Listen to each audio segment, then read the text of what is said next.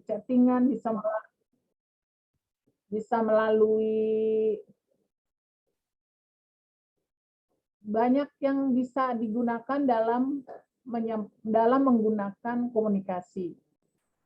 Kemudian kalau di dalam budaya organisasi, kita sudah tahu kemarin bagaimana budaya organisasi itu adalah suatu budaya di mana di dalam satu kantor atau di dalam satu lembaga, ini komunikasi ini sangat perlu. Komunikasi yang terjalin dengan baik akan mencapai tujuan dalam satu organisasi, itu akan mencapai tujuan organisasi yang baik. Maka sedikit sebelum mungkin akan lebih panjang, sengaja untuk tidak ngantuk, saya biasa untuk meminta pendapat dulu oleh teman-teman. Hari ini sepertinya terjadi komunikasi yang tidak baik antara pemerintah dengan masyarakat. Saya contohkan hari ini bagaimana menurut pandangan saudara sekalian, ini mahasiswa, saya minta pendapatnya nanti tentang komunikasi terhadap budaya organisasi terkait dengan hari ini yang sedang menjadi isu publik kita, yaitu tentang masa jabatan presiden 3 kali. Ini kan terjadi beberapa kendala, mungkin ini akibat dari komunikasi yang tidak baik gitu ya. Nah, saya minta pendapat Anda sebelum nanti menjurus kepada kantor yang akan bagaimana komunikasi yang ada di dalam kantor Anda, komunikasi dalam budaya organisasi yang berlaku di kantor Anda, apakah baik, apakah sudah memenuhi kriteria komunikasi, terus dengan media apa komunikasi dilakukan di kantor Anda. Nah, sekarang coba Anda jelaskan dulu secara luas ya, sebelum menjelaskan secara lebih rinci, saya minta secara luas dulu gambaran Anda, bagaimana menurut pandangan Anda tentang komunikasi dalam budaya organisasi terhadap kinerja pemerintah kita ini terkait dengan masa jabatan 3 periode. Ini sangat, kalau kita menjadi isu politik yang mungkin hari ini semua juga menjadi konsumsi masyarakat ya, termasuk Anda semua. Karena berita dari setiap hari kalau kita menyetel TV pasti terkait dengan isu tentang masa jabatan presiden 3 kali. Bahkan demo yang kemarin itu sampai luar biasa demo ya. Maka ini berarti menandakan bahwa isu ini menjadi satu sumber apa yang menjadi kendala. Apakah tentang komunikasi? Apa yang menjadi kendala tentang komunikasi terhadap isu tersebut? Silakan, siapa yang mau jawab? Saya sudah gambarkan tadi komunikasi itu adalah satu informasi untuk mengubah sikap atau penyampaian pesan. Izin, Bu. Melalui ya, silakan. Begini, Bu, kalau dari saya ya, Bu, saya melihatnya secara ini aja ya, Bu ya, secara ya sebagai kita lihat dari ini, Bu. Misalnya sebenarnya kan dari pemerintah itu kan punya juru bicara ya, Bu ya. Punya presiden ya, kalau dari sisi presiden ada juru bicara. Ya, detailnya ya. Sebenarnya ada Kementerian Infocom juga. Kalau dulu peran sentral itu kan di Infocom ya, pemberitahuan ke publik tentang segala macam kebijakan pemerintah. Tapi kita lihat sekarang ini kan agak rancu ya. Pertama ada satu KSP, kantor sekretariat presiden, itu saya lihat sering mengeluarkan statement dan itu kadang-kadang individual gitu ya, orang per orang gitu yang kadang-kadang itu nggak mewakili institusi, bukan mewakili sebagai pemerintah gitu ya, sebagai kebijakan. Kadang-kadang hal-hal yang belum istilahnya matang gitu ya, sudah keluar ke publik. Nah, kemudian ada lagi juru bicara presiden. Itu bisa jadi nanti ngomong yang berbeda lagi. Nah, kemudian saya lihat di KSP sendiri pun di level bukan di pimpinan juga bisa menjadi spokesperson gitu ya, Bu ya. Kadang-kadang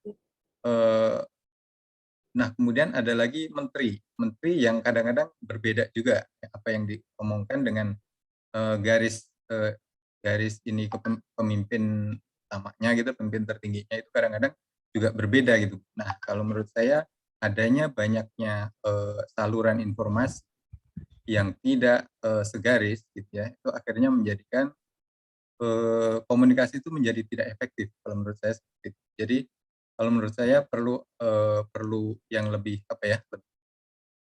jalur koordinasi yang lebih jelas di antara komponen ini ya, pemerintah ini, yang bisa menyampaikan kepada rakyat bahwa ini garis pemerintah itu seperti ini gitu.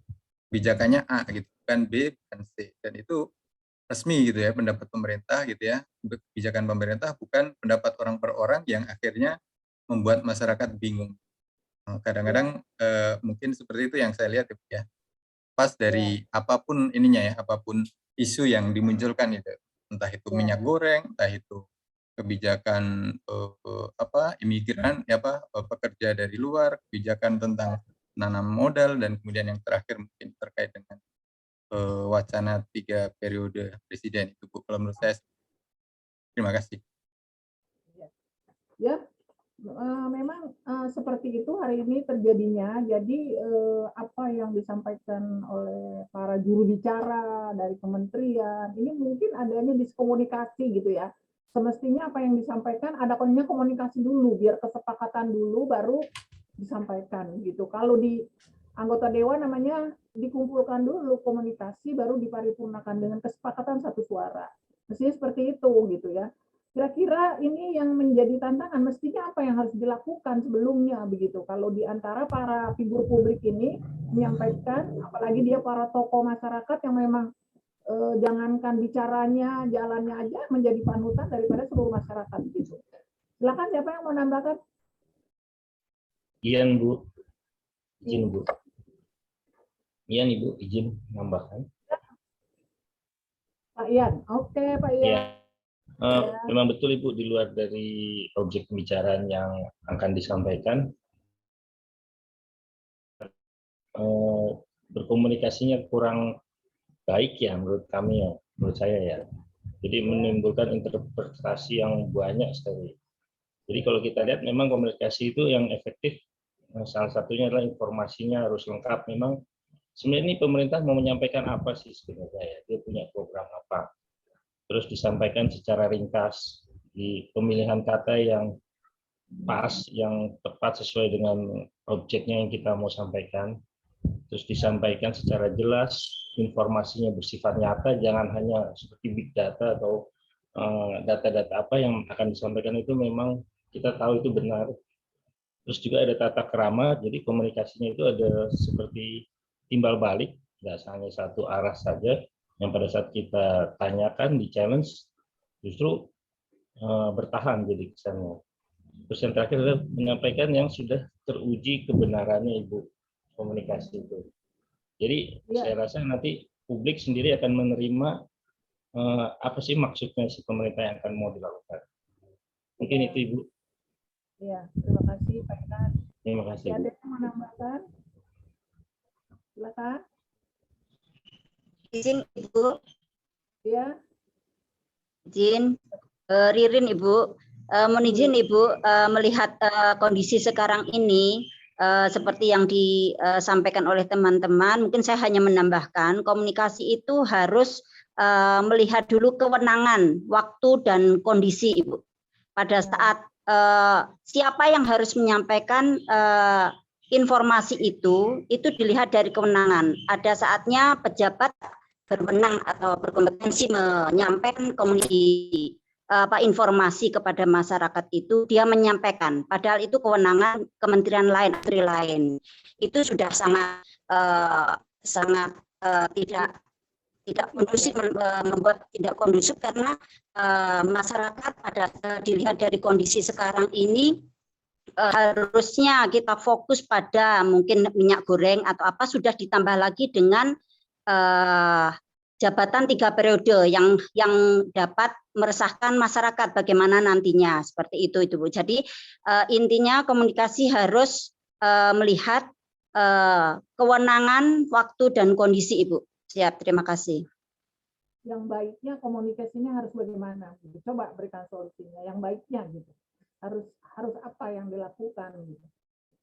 Kan untuk tadi kan terjadi persoalan, perpecahan, bahkan terjadi demo yang luar biasa sampai menimbulkan korban gitu kan ya. Untung tidak ada yang meninggal, hanya korban yang parah. Ini kan terjadi akibat tadi diskomunikasi gitu.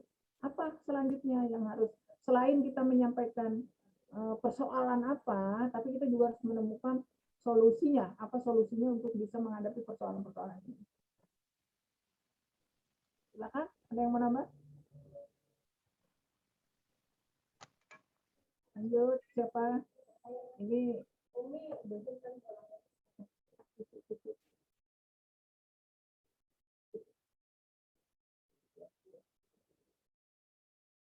Oke, lanjut. Izin Bu Ubay. Oke, siapa? Dengan Muhammad Jaid Bu Ubay. Oh iya, Muhammad Jaid. Silakan Pak Jaid. Iya Bu, melihat kondisi hari ini khususnya tidak usah jauh-jauh di negara kita ini, Ya.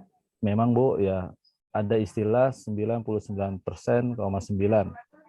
Ya. kerusuhan itu karena adanya komunikasi yang kurang baik. Nah solusinya tentunya kita harus ya di dalam suatu organisasi itu kan ada yang namanya mungkin kepala bagian ataupun bagian-bagian divisi-divisi, kemudian juga ada dengan karyawan. Ya tentunya sebagai pemimpin ya kita harus mengumpulkan ataupun kita mengajak bicara dengan kepala-kepalanya dahulu ya, sehingga dari kepala-kepala ininya nanti bisa membiaskan ke jajarannya. Dan kalaupun dalam skop yang lebih besar lagi, kita kan banyak sekali di dalam ini ada yang mungkin partai ataupun kelompok, organisasi, massal, itu bisa kita komunikasikan dengan kepalanya. Karena Bu, kalau untuk menginstruksikan bukan dari kepalanya, itu akan susah. Karena umumnya yang sering kami lihat, itu mereka jadi apa ya? Jadi mungkin kalau bahasanya taatnya sama yang terdekat gitu kan. Sehingga kalau misalnya ada pun rusuh atau apa, kalaupun nanti ketuanya bilang tidak, pasti akan nurut. Jadi menjalin komunikasi yang baik dengan berbagai stakeholder gitu Bu, sehingga tidak akan menjadikan sesuatu yang menyebabkan kejadian yang tidak diinginkan. Jadi masing-masing kepalanya gitu Bu diajak komunikasi. Terima kasih Bu.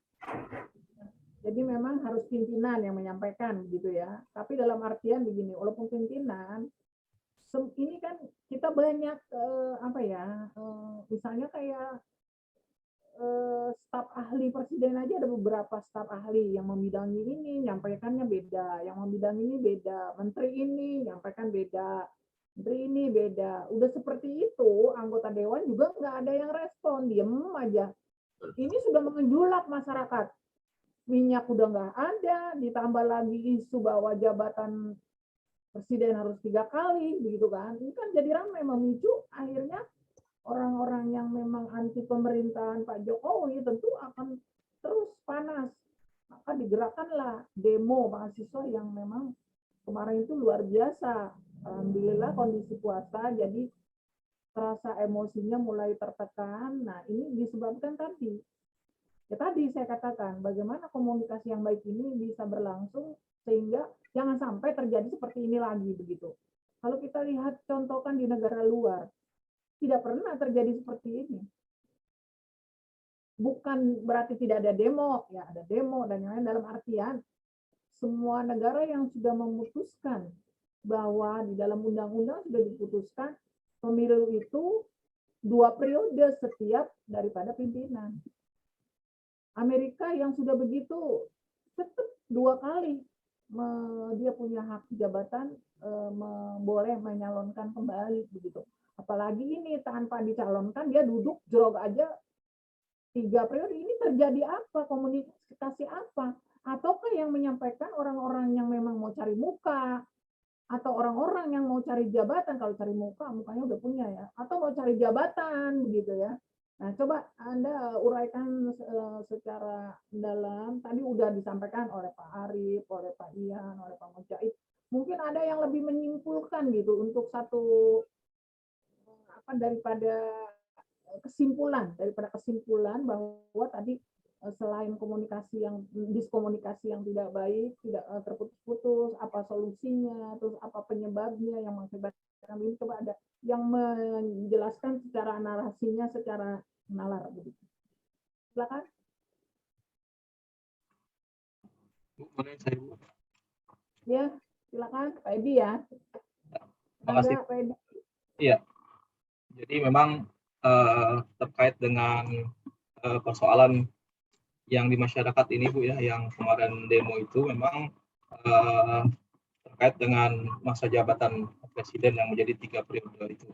Jadi dengan kondisi ekonomi yang di masyarakat yang sedang ini ya, Bu, ya, melorot ya. Kemudian juga dengan pandemi ini yang juga belum selesai. Ya, ini tentunya masyarakat sangat sensitif ya dengan info-info, informasi-informasi yang tidak jelas ya, yang informasi-informasi yang membuat mereka malah menjadi kesal ataupun menjadi marah gitu ya.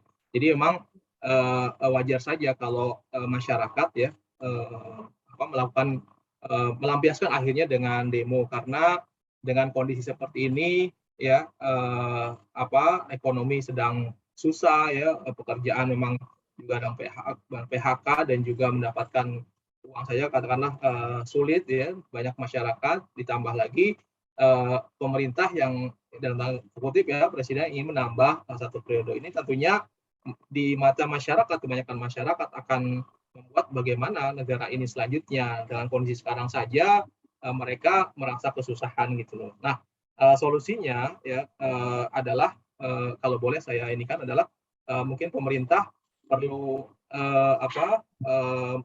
mengeluarkan statement ya, komunikasi lagi dengan masyarakat melalui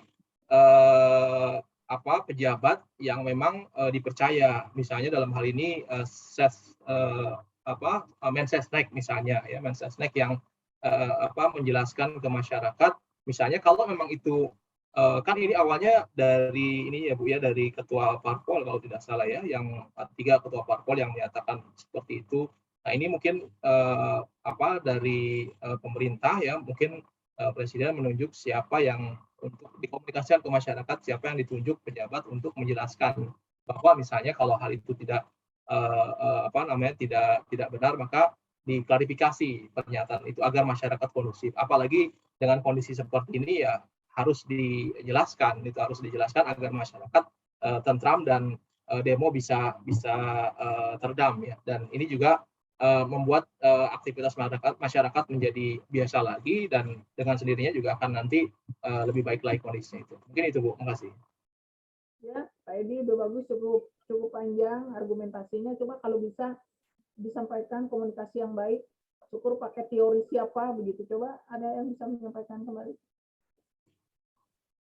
tentang teori komunikasi yang baik menurut siapa, juga ditambah begitu. Mungkin menambahkan dari Pak Edi sudah cukup lengkap, tinggal menambahkan teori bahwa dengan seperti apa yang dikatakan dari Pak Edi tadi, dengan timbulnya isu dari satu partai yang menyampaikan sehingga akhirnya jadilah masyarakat yang tadi informasi tidak jelas, maka harus perlu solusinya menyampaikan komunikasi yang baik, bagaimana teori siapa, apa tujuan dari komunikasi yang baik gitu. Coba disampaikan, mungkin bisa mencari di internet apa komunikasi yang baik, yang efektif menurut siapa gitu. Coba disampaikan, harus ada pendapat orang gitu, supaya apa yang kita jabarkan nalaransi dengan teori orang gitu maksudnya. Tentang komunikasi yang efektif, tentang ilmu komunikasi, tentang tujuan komunikasi, tentang manfaat komunikasi. Itu disampaikan teori siapa yang bisa disampaikan, dan yang tadi Anda ungkap itu adalah narasi dari penjabaran daripada teori-teori orang yang Anda sampaikan. Coba bisa nyari di internet, bisa dibuka. Bisa. Ada yang menambahkan?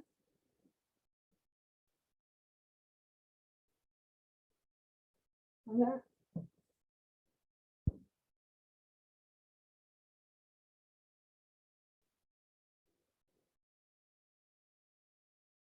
Baik Bu, maaf saya coba mengikuti Bu, maaf baru aku fokus nih Bu, masih koordinasi tempat lain. Jadi untuk informasi yang dimaksud tadi, hai Runi Bu, Runi Bu. Runi, oke Runi. Runi Bu. Oke. Apa kabar terus. Bu? Masih. Ya. Semangat. Ya semangat kok Bu. Ini sambil koordinasi sambil kuliah. Jadi tadi aku agak nangkep 50% ya yang dibahas untuk hari ini mengenai bagaimana sih efektivitas dari komunikasi itu sendiri. Apalagi saya sudah merasa globalisasi dari komunikasi antara Indonesia dengan dunia ini sudah tidak tutup kemungkinan untuk kita hadapi ya Bu bersama-sama. Jadi emang dari awal kita harus siap mengenai komunikasi itu sendiri. Jadi menurut saya dari teori komunikasi humanisme Bu, teori ini dikembangkan oleh dari Nance Neil yang dari tahun 1977 itu mengenai psikologi humanisme. Jadi kenapa saya ambil teori ini? Humanisme itu sendiri psikologinya itu emang sangat mempengaruhi demo itu sendiri masuk ke psikologi humanisme itu karena mempengaruhi. Padahal belum tahu nih di demo ini tuh apa gitu. Hanya ikut-ikutan, hanya psikologinya aja, kita ikut aja biar apa namanya harga minyak turun. Padahal dari bentuk itu semua bisa mempengaruhi kinerja yang ada, maksudnya malah memperburuk keadaan bukan memperbaik. Makanya untuk teori komunikasi humanisme ini dari Neil ini, dia tuh menekankan pada pembagian pengawasan dan tanggung jawab bersama. Kalau misalkan tidak ada pengawasan dan tanggung jawab bersama, jadinya kayak gini, demo yang nggak jelas, yang nggak tahu junjungannya untuk apa, akhirnya malah jadi hinarki, jadi anarkis. Terus akhirnya malah dampak dari bisnis luar negeri jadi malah takut masuk ke Indonesia, jadi kan negatif gitu Bu, dampaknya tidak positif. Makanya Indonesia ini harus ditegaskan dengan psikologi humanisme ini sendiri. Jadi ada pengawasan, tanggung jawab, terus juga didikan yang benar-benar moral dan attitude serta bahasa yang santun. Jadi ya kita sama-sama sebagai mahasiswa S2 ini ataupun tidak terpengaruh dari dampak-dampak demo itu sendiri, ya kita hanya mencerna bagaimana baiknya untuk mengatasi situasi yang seperti ini untuk tidak menjadi buruk tapi menjadi baik gitu ya. Itu pendekatan psikologi humanisme. Jadi adapun teori-teori seperti informatif yang dari Sanon dan Weaver juga di tahun 49 dia menginformasikan bahwa ini teori klasik menitik beratkan pada suatu transisi pesan, yaitu demo itu sendiri pesan dari keinginan masyarakat bahwa kita nggak mau diginiin terus, tapi keadaannya memang seperti ini. Seharusnya ada satu wabah yang menampung aspirasi masyarakat yang sudah notabene-nya ini cuma ikut-ikutan gitu Bu. Padahal mereka nggak tahu pemerintah ini sudah susah payah untuk membangun ini semua untuk menjadi lebih baik. Seperti negara yang sudah turun, dia tidak ada pemasukan di Niregia ya, apa yang dia tuh udah benar-benar minus gitu pemasukan keuangannya. Indonesia seharusnya patut bersyukur kita ada sumber daya alam, sumber daya manusianya keren-keren. Ya harusnya bersyukur diolah, bukan untuk di demo yang akhirnya tidak ada masukan devisa negara itu sendiri gitu sih Bu. Menurut aku ada dua teori itu sih Bu yang aku maksud dari komunikasi efektivitas di Indonesia. Terima kasih Bu. Ya, bagus, hai Runi ya. Jadi memang harus dilibatkan satu ilmu komunikasi untuk bisa menjadi satu solusi. Sebab kalau kita menyampaikan satu argumentasi tanpa diikuti oleh teori, itu bisa saja kalau ditulis namanya kita plagiat gitu. Maka harus ada teori siapa yang kita sampaikan baru kita kembangkan begitu. Ada lagi udah bagus? Tambahin mungkin? Mau nambah? Mangga? Pak Puji nih kayaknya, ayo mangga. Silakan. Baik Ibu, terkait dengan demo menyampaikan aspirasi tersebut, kami menyikapi menurut teori Pak Handoko. Jadi munculnya isu-isu yang strategis itu perlu adanya hubungan yang harmonis antara pemerintah dan DPR untuk menyatakan sama-sama tidak memperpanjang masa jabatan presiden 3 periode. Itu yang pertama. Yang kedua, menyepakati adanya beberapa kenaikan atau stabilitas tersebut. Pertama, mengenai kenaikan BBM yang pertama tersebut. Kedua, menyepakati kenaikan PPNBM yang 11% tersebut. Dan memahami tentang kenaikan harga komoditi di internasional. Jadi antara pemerintah dan DPR sama-sama, Bu. Jadi pihak pendemo tersebut akhirnya memahami dan mengerti apa hal-hal yang didemo supaya tidak terjadi hal-hal yang tidak kita inginkan. Karena kalau demo terkait dengan stabilitas harga, misalkan turunkan harga. Kita mengevaluasi tahun sebelumnya, zaman Pak Karno, zaman Orde Lama, turunkan harga, ujung-ujungkan turunkan presiden.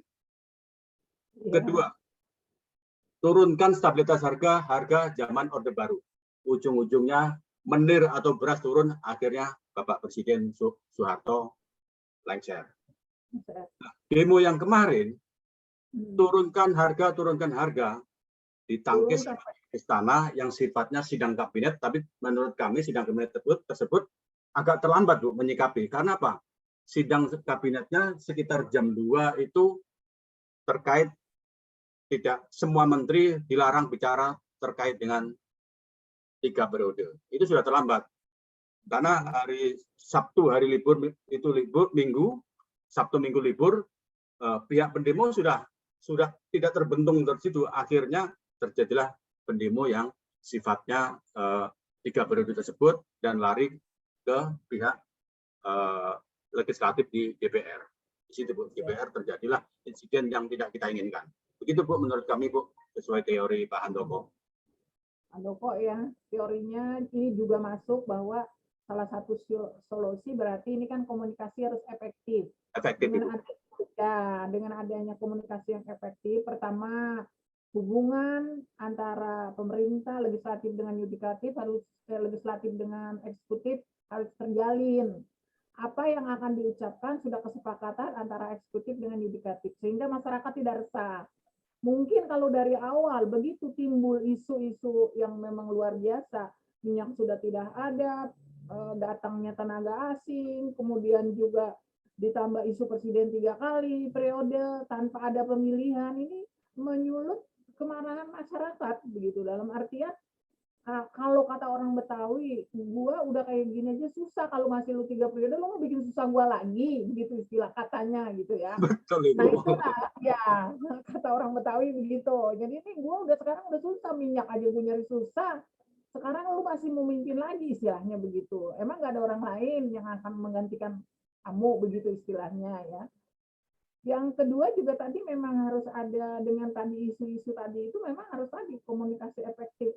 Apa yang harusnya selain teori Handoko tadi perlunya ada teori psikologi humanisme untuk menangani mahasiswa yang demo, bagaimana secara psikologinya, terutama ya khususnya mahasiswa yang S2 ini memang sudah dewasa semua. Jadi sudah bisa, maka kita apa yang harus kita langkahkan harus berpikir dulu baru kita melangkah. Jangan kita melangkah dulu baru berpikir. Kalau melangkah dulu baru berpikir kita banyak jatuh gitu ya. Mungkin ada lagi, silakan mau menambah. Silakan. Ayo yang lain. Semangat, ayo. Jangan ngantuk. Saya aja ngantuk. Saya lagi boleh, Bu? Boleh, Pak Arif mau nambah, silakan. Izin. Jadi komunikasi ini kan sebenarnya merupakan elemen yang penting ya dalam organisasi pemerintah. Jadi kalau menurut Myers and Myers itu komunikasi sebagai jantung dari organisasi. Ya, tanpa komunikasi tidak ada aktivitas organisasi yang berarti. Bahwa komunikasi akan mati organisasi. Arif, teori itu Myers, apa? Bu. Myers. Mayat ya. Oke. Ya. Nah, kemudian agar komunikasi ini berjalan dengan baik, efektif dan tepat sasaran, maka pemerintah sebagai aktor utama dapat menginisiasi komunikasi yang memenuhi beberapa hal. Pertama, jadi memilih secara tepat bahasa yang digunakan. Ya. Kemudian, jadi artinya disesuaikan dengan komunikan. Kemudian saluran dan media yang digunakan. Nah, ini mempertimbangkan outcome dan impact-nya. Nah, kemudian kedua, menyingkirkan atau minimalisir rintangan komunikasi pemerintahan. Ini menurut Stillman. Nah, kemudian yang ketiga, menguasai, tentu ini dasar banget ya, menguasai pengetahuan tentang praktek komunikasi yang efektif. Sehingga administrator pemerintahan dapat mengolah secara efektif. Ini menurut Garnet ya Bu ya. Jadi utamanya pengetahuan tentang audiens, jadi knowledge about the audience, kemudian pengetahuan tentang pesan, knowledge about the message, nah, kemudian pengetahuan tentang mediumnya, knowledge about the medium. Itu yang ketiga. Nah, kemudian yang keempat adalah pendekatan pemerintah dalam menyampaikan informasi publik dari tradisional press release. Nah, kemudian ini ke profesional, yang lebih profesional. Jadi ini menurut Barbara Pets. Jadi spesialis proses of strategic communication controlling the flow of news. Nah, ini disesuaikan dengan media-media baru. Jadi mungkin itu Bu yang bisa saya tambahkan. Ya, pada intinya komunikasi itu disampaikan kan melalui media. Sekarang media itu udah canggih. Baru sejadi sedetik sudah ada di TV, terutama media elektronik yang setiap hari semua orang rata-rata bisa mengkonsumsi TV masyarakat kita. Ini salah satu komunikasi yang efisien, yang cepat sampai ya ada tadi. Maka tadi bagaimana komunikasi yang efektif ini berlangsung tentu melalui media. Maka media juga harus diikutsertakan. Media ini harus diikutsertakan dalam artian yang menyampaikan itu apa yang disampaikan oleh pihak satu kan sebagai informasi nih. Maka media yang menyampaikan secara umum ini harus saling adanya satu apa tadi ya, psikolog human itu bagus sekali. Jadi kayak human itu sangat bagus sekali karena hubungan manusianya harus nyambung antara si penyampai satu ke satu lagi ke satu lagi. Sering nggak kita kalau nonton di acara apa ya, misalnya nyampein satu orang begini, satu kata disampaikan, terus ternyata sampai yang terakhir katanya udah beda, iya nggak? Iya Bu, betul Bu. Ya, misalnya kita nyampaikan di sini kucing hitam, yang satu lagi denger apa? Karena ditutup kan telinganya nggak denger, dengernya mungkin hitam doang, hitam sampai di pinggir lagi yang mungkin yang terakhirnya beda. Nah ini tadi. Sendarto itu Bu, kuisnya dulu. Oh iya, Ketawa. betul. Itu kan salah satu diskomunikasi, maka komunikasi yang tidak nyambung. Karena apa? Tadi putus. Nah, media massa ini yang sangat penting dalam menyampaikan hal-hal yang seperti ini, maka media ini turut apa ya, untuk keberhasilan komunikasi yang efektif dalam pemerintahan ini, maka orang-orang media ini memang harus perlu juga di training untuk menyampaikan keabsahan daripada apa yang disampaikan. Cek receknya harus perlu benar-benar afdol begitu. Itu bagus tadi bahwa memang perlu adanya bahwa media di dalam komunikasi itu sangat penting sekali ya. Apalagi kita kadang-kala komunikasi nih ya, yang disampaikan mulut dengan yang disampaikan tulisan juga itu berbeda sekali. Kadang-kala kita mulutnya ingin menyampaikan seperti ini, ternyata begitu ditulis tulisan kita tidak sama dengan apa yang ada di otak kita. Nah, ini juga salah satu, ya nggak? Nah, ini dalam arti bagaimana komunikasi yang efektif, maka di dalam ilmu, di dalam sejarah kita, di dalam keilmuan kita ada yang namanya ilmu komunikasi. Maka seseorang itu kalau memiliki ilmu komunikasinya bagus, maka dia akan menjadikan satu hubungannya itu bagus. Dengan siapa aja dia hidup di tetangganya pasti baik. Karena dia memiliki ilmu komunikasi yang baik. Dia hidup di kantor dengan teman kantornya pasti hubungannya baik. dia hidup di misalnya satu organisasi, atau mungkin dia dengan masyarakat yang bawah, ya, mungkin dia bergaul dengan yang tukang beca dan yang lain-lain. Lalu dia memiliki ilmu komunikasi yang baik, pasti akan terjalin hubungan yang baik. Kenapa? Karena kalau orang memiliki ilmu komunikasi yang baik, dia itu menggunakan ilmu komunikasinya, informasinya sesuai dengan lingkungannya. Kalau dia bicara kepada tukang beca, dia tentu tidak akan mengomongi ilmu yang ilmiah, tidak nyambung komunikasinya. Kepada tukang beca, dia pasti menanyakan bagaimana dia bekerja sebagai tukang beca. Maka digunakan satu ilmu, jangan dikira gampang. Ilmu komunikasi itu tidak semua orang bisa memiliki. Kita contohkan, dalam kita berpidato, itu komunikasi yang paling. Bagaimana kita mampu menyampaikan ilmu komunikasi kita bisa diterima oleh audiens kita. Saya contohkan, orang dulu bergema dengan Presiden Soekarno saat dia pidato. Sampai negara luar pun mengakui betapa oratornya Pak Harto dalam menyampaikan pidato. Karena dia memiliki ilmu komunikasi yang. Coba kita punya 7 presiden, masing-masing semua ilmu komunikasinya, ilmu retorikanya, itu beda-beda. Mempunyai ciri khas tersendiri. Tapi kita kan senang dengan yang orang di podium. Nah, nih Pak Puji nih, misalnya bosnya Pak Prabowo nih. Bosnya Pak Prabowo ya Pak? Pak Lutfi, Bu. Oh, bukan. Nah, seperti Pak Prabowo juga begitu. Dia kalau bicara menyampaikan pidatonya, ilmu retorikanya, dia benar-benar bagaimana bisa audiens itu bisa terpaku. Karena kalau kita sudah mampu menyampaikan ilmu retorika kita yang bagus, baik di atas panggung maupun kita contohkan, kita rapat dipimpin oleh seorang yang rapat, oleh pimpinan rapat. Pimpinan rapat kita tidak memiliki ilmu komunikasi yang bagus, tidak efektif, rasanya capek nggak ngedengerinnya? Capek, ngantuk kita. Ya, maka bagaimana? Maka seorang narasumber atau yang memimpin rapat pada saat itu, seorang manajer atau apa, maka harus sangat sekali memiliki ilmu retorika. Karena dengan ilmu retorika itu orang yang memiliki biasanya dalam menyampaikan satu tanggapan, dia nggak mau diem. Kalau dia memiliki ilmu retorika, karena apa? Wah, ini kayaknya perlu nih, saya pengen menyampaikan. Gitu. Jadi dia nggak pernah ada pasif orangnya.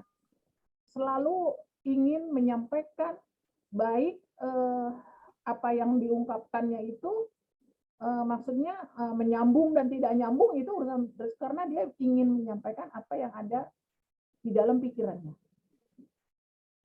Jadi itu perlu sekali, apalagi Anda kuliah di jurusan sumber daya manusia.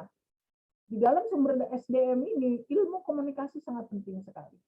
Untuk mengembangkan sumber daya manusia yang Anda miliki, baik di kantor, di masyarakat, di mana. Karena pengembangan itu bukan harus di kantor, keilmuan bisa dikembangkan di masyarakat. Ya enggak? Dan di mana saja Anda berada, ini tentu harus menerapkan satu ilmu komunikasi yang baik. Apalagi Anda sudah ditugaskan ke luar negeri, misalnya sebagai menemani duta besar yang ada di sana. Nah, salah satu komunikasi selain media, bahasa juga nomor 1 juga, nomor 2 daripada mungkin bahasa yang sangat penting. Karena kalau kita bisa komunikasi juga, tapi kita tidak menguasai bahasa, sama saja kita bego, sama saja kita orang gagu yang diem. Tapi ini di otak kita banyak, tapi karena kita tidak memiliki bahasa, karena kalau komunikasi itu ya tadi, bahasa itu salah satu medianya juga yang akan kita sampaikan. Ada yang menambahkan lagi mungkin? Dengan teori-teori yang lain, tadi sudah ada beberapa teori. Sebab ini tabungan Anda ya, jadi saat ini mungkin Anda juga bisa meresumen dari apa yang teman-teman sampaikan. Saat nanti Anda menyusun tesis, ini teori-teori mungkin Anda bisa saja mengambil judulnya kaitan dengan komunikasi di dalam budaya organisasi, bisa saja budaya organisasinya, bisa saja tadi tentang organisasi, tentang manajemen dan yang lain-lain, bisa saja menjadi satu teori, grand teori Anda pada saat Anda menyusun disertasi. Gitu. Silakan. Yang lainnya, ayo jangan diam aja, ayo sampaikan apa yang Anda dipikirkan Anda, mungkin bisa Anda buka internet dulu untuk mencari satu apa namanya ya, supaya dalam menyampaikan Anda punya bahan gitu untuk menyampaikan. Boleh. Tidak ada, mungkin kalau tidak ada kita lanjutkan. Saya mau tadi sudah secara umum, secara gamblang bahwa sebetulnya pekan lalu kita sudah menyampaikan tantangan sumber daya manusia ya, manajemen sumber daya manusia terhadap multi budaya di era globalisasi. Sekarang berarti komunikasi di dalam budaya organisasi. Ini selalu masih terkait dengan budaya organisasi. Nah, kalau kemarin kita sudah minta pendapat Anda tentang tantangan manajemen sumber daya manusia di kantor Anda yang Anda lakukan, sekarang apa yang menjadi problem, jadi masalah tentang komunikasi dalam budaya organisasi di dalam kantor Anda? Kalau tadi secara umum, sekarang secara lebih rangkum. Mungkin saya pengen semua mahasiswa menjawab, karena kan masing-masing kantor beda-beda ya. Masing-masing kantor mempunyai visi misi yang berbeda, mempunyai tujuan yang berbeda, maka tentu hasil daripada komunikasi dalam budaya organisasi pasti berbeda. Coba Anda bisa menjelaskan satu-satu masing-masing sebagai apa namanya ya, kan tadi sudah disampaikan tuh secara umum tentang ilmu komunikasi, terus komunikasi yang efektif, apa yang harus dilakukan dalam komunikasi, kita sudah sampaikan. Hal itu apa yang terjadi di kantor Anda? Gitu. Tantangan atau masalah tentang komunikasi dalam budaya organisasi yang terjadi di kantor Anda. Masing-masing kementerian, masing-masing biro, masing-masing perusahaan atau perbankan, BUMN pasti beda-beda pasti menghadapi tentang komunikasi ini. Silakan. Ya Bu, saya duluan Bu. Runi Bu. Ini semangat Runi, ayo yang lainnya. Bu maaf ya Bu. Maaf ya. Jadi ini menarik sekali Bu. Ini berkaitan sama kuliah sebelumnya dari Pak Bambang, Dr. Bambang. Itu menyangkut dari pekerjaan yang saya fokuskan saat ini di laboratorium Bu. Karena saya memimpin atau mengkoordinasi beberapa konsultan mengenai SDM dan dari permasalahan-permasalahan SDM itu sendiri. Saya spesifik di laboratorium yang saya pimpin sedang rekrutmen mengenai perencanaan SDM Bu. Nah, di situ tantangannya saya sendiri mengenai ada 3 faktor Bu, yaitu hard skill sama ini Bu, tadi Bu aku udah nanya ke Pak Bambang, dan ini sangat menarik. Dari hard skill sendiri itu saya mengkalkulasikan dari pendidikannya, formalnya, pelatihannya atau pengalamannya seperti nakes kan, perawat, bidan, analis. Nah, untuk keduanya itu aku ngelihat dari sistem soft skill-nya, dia bisa memecahkan masalah itu sendiri atau enggak, karena alat-alat di laboratorium saya itu kan datangnya dari luar negeri Bu, yaitu dari Amerika dan Jerman, dan itu bahasanya juga harus dikuasai karena mereka ahli analis juga harus menguasai dari tutorial cara penggunaan dan SIK-nya SOP-nya mesin itu sendiri. Jadi kalau yang baru lulus ataupun berpengalaman tadi tidak menguasai bahasa yang seperti Ibu bilang, itu sangat kesulitan sekali Bu. Tantangannya saya, ya berarti saya harus perencanaan SDM-nya harus menguasai 3 skill itu Bu. Hard skill-nya, soft skill-nya itu selama bahasa memang, agar komunikasi itu dapat tercapai dengan baik. Makanya dari segala sesuatunya itu yang seperti Ibu bilang, memang kita harus siap untuk komunikasi di globalisasi ini yang sedang berkembang ini.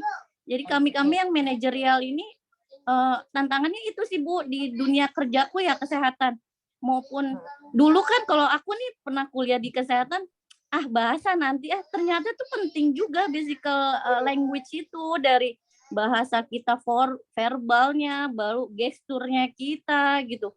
Jadi emang benar-benar harus siap semuanya. Berarti manajer itu bukan untuk stuck kita memilih, tapi kita juga harus lebih smart dari mereka yang kita pilih gitu. Karena kalau kita tidak pintar dari yang kita pilih, kita disalahin keadaan, dan hukum alam itu akan bereaksi. Hukum alam itu yang saya maksud, SDM akan semakin SDM-nya akan semakin nggak ada nih, menipis nih, karena yang kita sortir ini nggak sesuai yang kita inginkan gitu sih Bu, tantangan di tempat kerja saya. Terima kasih Bu. Ini bagus sekali, Runi. Jadi memang tadi bahwa di dalam Runi kan ini di kesehatan, terutama khususnya mungkin biasa misalnya di bagian apa nih namanya klinik ya, misalnya apa tuh manajerial SDM Bu. Ya, manajer SDM mungkin seperti periksa darah kayak gitu, itu kan bahasanya nggak ada bahasa Indonesia. Memang mesin yang digunakan juga tadi antara Jerman dan Amerika. Saya juga punya klinik, itu semua alat untuk ambil darah dan segala macam itu biasa dari Jerman. Terus kayak scan apa itu kan mesin-mesin scan apa namanya itu semua memang dari Jerman gitu ya. Nah ini memang perlu sekali. Jadi seorang manajer itu harus mampu menerapkan komunikasi yang efektif. Bagaimana dia menerapkan komunikasi yang efektif terhadap, karena dia sendiri juga harus mampu menyontohkan. Soalnya saat dia memberikan tugas kepada bawahan, sehingga dia sendiri tidak mampu, tidak paham apa yang harus disampaikan. Betul Bu. Harus memahami dulu. Maka sebelum sampai kepada bawahan, komunikasi nih ya, komunikasi yang disampaikan kepada bawahan harus menguasai dulu. Bagaimana caranya? Ya sekolah, harus belajar cari di internet, Google, baca. Betul. Sebetulnya saat pandemi ini bagus sekali ya, jadi kita diberi ilmu. Mungkin Allah kasih kepada kita untuk lebih pintar. Mungkin kalau tidak ada pandemi, kita seperti pelajaran yang menggunakan media sosial dan yang lain, itu sepertinya kita cuek aja, karena kita lebih senang, orang ada yang lebih senang berpergian dan segala macam, yang akhirnya ilmu itu juga tidak bisa diserap. Mungkin dengan adanya pandemi di rumah, daripada nganggur, diem, kayaknya pusing, kesini, ya itu sehari-hari seperti saya contohkan, bagaimana saya meluapkan rasa kalbu saya dengan berkomunikasi dengan alam. Saya menanam bunga itu saya ajak bicara, satu komunitas, ternyata bunga saya subur-subur. Itu juga salah satu tadi, bahasa raga, bahasa tubuh kita, gitu. Jadi selain memang bahasa tadi yang kita kuasai untuk go internasional dalam rangka globalisasi sekarang ini udah di era 04 ya hari ini ya. Jadi makin canggih bagaimana hari ini manusia di dunia, bahkan kita kan sekarang perekonomian sudah di pasar kita sudah dibuka secara nasional. Untung aja kemarin demo tidak bisa tidak menghancurkan tidak ada anarkis secara parah. Coba kalau hari ini yang lagi zaman seperti ini, kita sedih melihat Rusia yang masuk perang, dia hancur-hancurin, bangunnya lagi lama, pakai biaya yang besar, ya enggak? Kita sedih lihat saudara-saudara kita yang ada di sana, gitu. Begitu juga Israel dengan Palestina, enggak habis-habis. Baru dibangun Palestina, dihancurin lagi, baru jadi ini untuk kita tidak ada seperti itu, tapi bagaimana juga kita harus terus memperbaiki mental daripada kita semua, mental daripada kader kita, supaya tadi komunikasi terjalin. Jadi apa yang tadi dilakukan oleh Heruni di dalam suatu organisasinya, bahwa budaya organisasi dalam menerapkan komunikasi sudah berjalan secara efektif, tinggal bagaimana Runi sebagai seorang manajer menambah ilmunya, supaya jangan tinggian bawahannya Runi daripada Runinya. Harus terus ya ditambah ilmunya. Mangga mungkin masih. Betul Bu, makasih. Ya. Silakan. Izin Bu. Ya, mangga Bu Eti ya. Bu Linda Bu. Bu Linda ya. Ya Bu, saya ingin mencoba menjelaskan yang komunikasi, hambatan dalam komunikasi di kantor saya itu Bu. Mungkin ada yang jadi hambatan, kadang ada karyawan yang tidak dapat terbuka, yang sulit untuk terbuka, mengeluarkan pendapat atau curhat gitu loh Pak Bu, ininya apa yang mereka rasakan gitu. Akibatnya itu sering kadang jadi pemicu miskomunikasi gitu Bu. Misalnya dia nggak bisa curhat ke atasannya soal, misalnya dia merasa udah volume pekerjaan yang dilaksanakan udah banyak gitu, akhirnya, dan dia nggak ngomong ke atasan, jadinya atasan mikir oh semua baik-baik saja gitu, dan akhirnya efeknya ke pekerjaan mungkin ada yang karena dia udah capek juga dia ngerjainnya asal-asalan jadi tidak maksimal gitu Bu hasil pekerjaan yang dilaksanakan gitu Bu. Ininya mungkin itu kadang banyak yang dialami juga oleh teman-teman yang lain gitu di kantor masing-masing. Makasih Bu. Ya, ini Bu Linda mestinya memang tadi saya bilang komunikasi itu sangat yang efeknya sangat perlu sekali. Jadi dalam artian sebagai seorang manajer, jadi dia bisa melihat sebetulnya tadi dari bahasa tubuhnya dia. Ini dia punya karyawan, misalnya tadi dia tidak mau curhat, apa yang dia jadi masalah dalam pekerjaannya, yang akhirnya tadi saat pekerjaan itu dibutuhkan tapi tidak sesuai apa yang diinginkan oleh pimpinan, ya kan? Iya Bu. Nah, ini sebaiknya maka tadi komunikasikan tadi ada satu penyampaian, satu media yang dimana sebetulnya sebagai bawahan, saya menyarankan sebagai bawahan. Jadi ini manajer ini tidak harus didatangi bawahan. Iya Bu ya. Karena pimpinan itu harus mengayomi bawahan. Jadi jangan kitanya kepengennya kita terus yang dihormati, dihargai, tapi kita tidak pernah memperhatikan bawahan kita. Jangan, yang ini terjadi diskomunikasinya akhirnya seperti ini. Tapi kalau kitanya memang sebagai pimpinan yang tadi komunikasi kita yang efektif dan memang kita yang bekerja di kantor itu merasa nyaman dan enak, semua unsur bawahan kita itu harus kita datangi satu persatu. Kalau perlu suatu saat kita datang ke ruangannya, kita ajak bicara. Jadi komunikasinya enak kan, kita ajak bicara, apa sih yang menjadi problemnya gitu. Kalau perlu sebagai pimpinan juga sekali-sekali harus memberikan reward hari ini. Ayo kita makan rame-rame.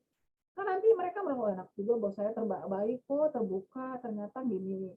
Atau dia punya rezeki pada akhir tahun seperti bulan Ramadan ini, wah saya ada rezeki kasih batik satu-satu untuk bawahannya, begitu kan akan terjalin. Mungkin hal yang tadi ditutup, dia akan terbuka gitu. Mungkin juga dia diskomunikasi tadi apa yang dilakukan tadi di kantornya Bu Linda bahwa bisa saja sudah pekerjaan kantor banyak, mungkin di rumah juga dia punya tekanan keluarga yang sangat berat. Ini juga mempengaruhi situasi di kantor. Nah ini harus dipahami, apalagi yang punya masalah, misalnya sebagai seorang bapak yang anaknya banyak, istrinya mungkin tidak bisa membantu pekerjaan, hanya mengharapkan gajinya, mungkin gajinya juga UMR dan segala macam, itu bisa menjadi persoalan gitu, ya. Bisa menjadi pemicu daripada tadi putusnya komunikasi.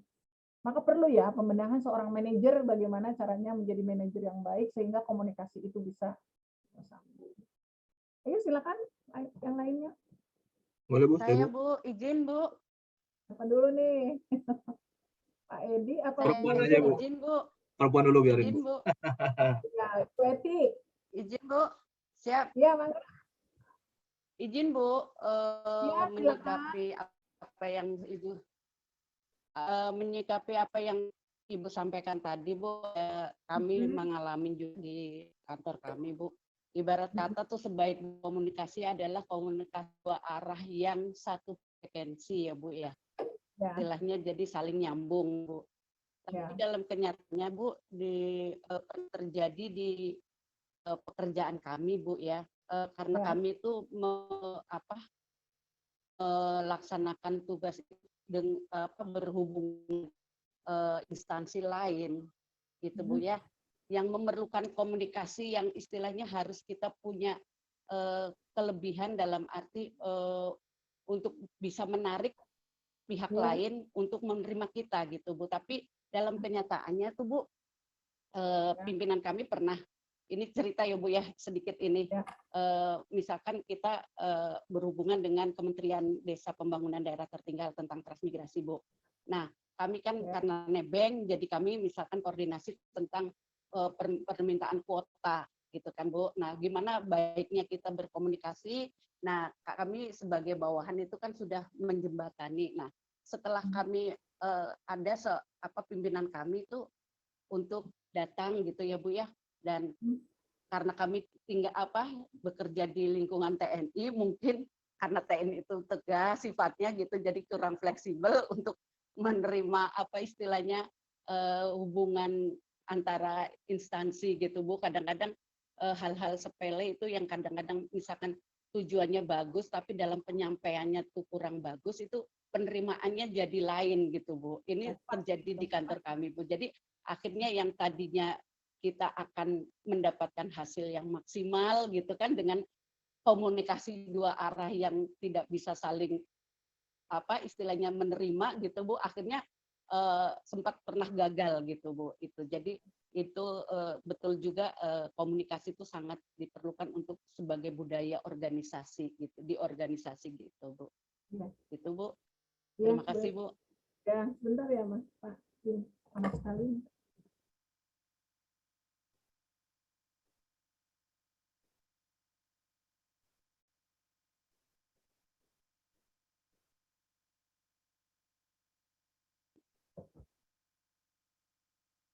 Iya, jadi Bu Eti punya persoalan di mana tadi memang di dalam satu kantornya Bu Eti di TNI ya, dari TNI ya. Iya, iya Bu. Ya. Oh, ngantornya satu kantor sama Kementerian Desa?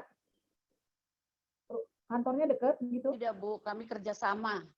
Oh, Tidak Bu, kerjasama. kami kerja migrasinya. Di migrasinya. Kami kerjasama dalam bidang transmigrasi Angkatan Darat. Betul, transmigrasinya ya. Iya. Ya, jadi memang begitu Ibu, kalau komunikasinya tidak baik, maka hasilnya juga tidak baik. Sama di rumah tangga juga Bapak Ibu merasakan ya, kalau hubungan suami istri itu maka komunikasi itu harus baik, supaya jalinan keluarga juga baik gitu. Ya. Suami menyampaikan apa kepada istrinya harus dipikirkan, jangan sampai istri tersinggung. Begitu juga istri, ada apa yang disampaikan harus hati-hati, jangan sampai suaminya tersinggung. Nah ini komunikasi loh. Kalau terus juga pergi ada di mana, suami nanyain ada di mana, istri nelpon juga suami ada di mana. Ini kan komunikasi. Kalau semuanya terjalin, saya yakin tidak ada masalah. Mungkin tidak ada yang banyak cerai ya kalau komunikasi suami istrinya terus berjalan baik gitu ya. Kan perceraian terjadi rata-rata kurangnya komunikasi kan. Coba dah. Ini bapak-bapak gimana biasanya? Iya kan? Betul nggak? Betul sekali Bu. Betul Bu.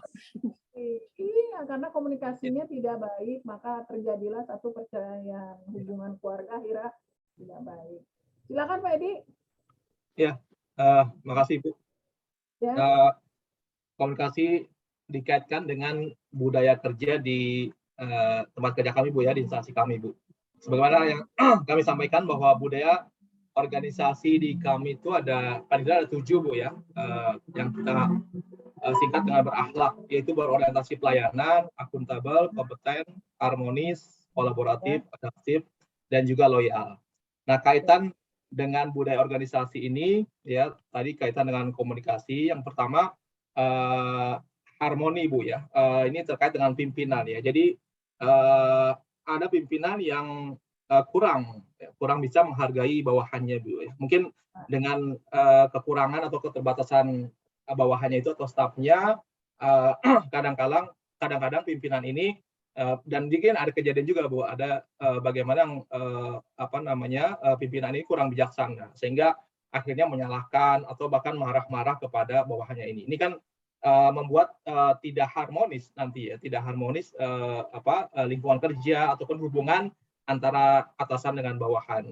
Kemudian juga ada atasan terkait dengan kolaboratif ya. Ada pimpinan atau atasan yang belum memberikan kesempatan ya kepada stafnya untuk berkontribusi ya. Mungkin sekali lagi dengan keterbatasan staf ya, misalnya ada 3 orang staf misalnya, dia hanya memberikan ataupun kerjaannya dia percaya kepada 1 orang saja.